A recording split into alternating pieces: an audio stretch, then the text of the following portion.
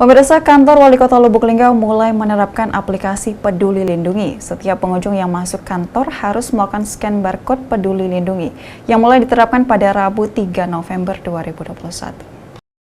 Wali Kota Lubuk Linggau Haji SN Pranaputra Sohe mengatakan, penerapan scan barcode saat masuk kantor sudah layak dilakukan. Karena hasil vaksinasi COVID-19 baik dosis 1 maupun dosis 2 sudah cukup, kendati belum seluruhnya. Dan dia mengungkapkan capaian vaksin dosis 1 di Lubuk Linggau mencapai 57% dan target pekan ini mencapai 60%. Sementara vaksin dosis 2 sudah mencapai 36%.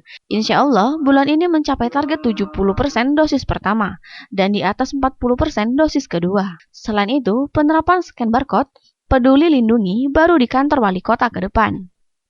Rencananya secara bertahap dilakukan di kantor-kantor pelayanan lain, juga di kantor-kantor vertikal, seperti Polres, Kejaksaan, dan sebagainya.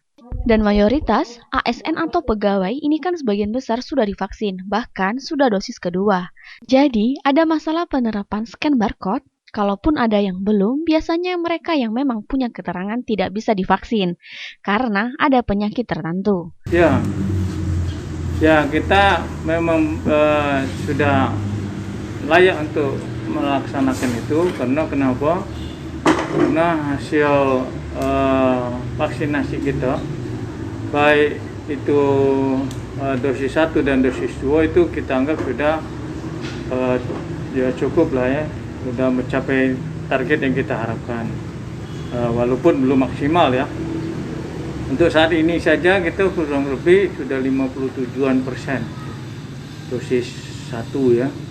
Artinya dalam minggu ini memang target kita itu sampai 60%. Sedangkan untuk dosis 2 kemungkinan sudah sampai 36%.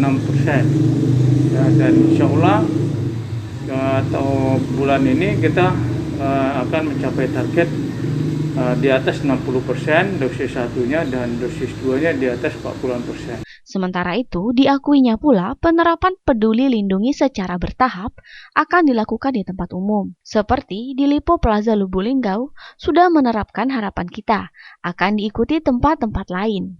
Karena scan barcode ini berguna bagi petugas di fasilitas umum untuk mengetahui apakah pengunjung sudah mendapatkan layanan vaksin atau belum.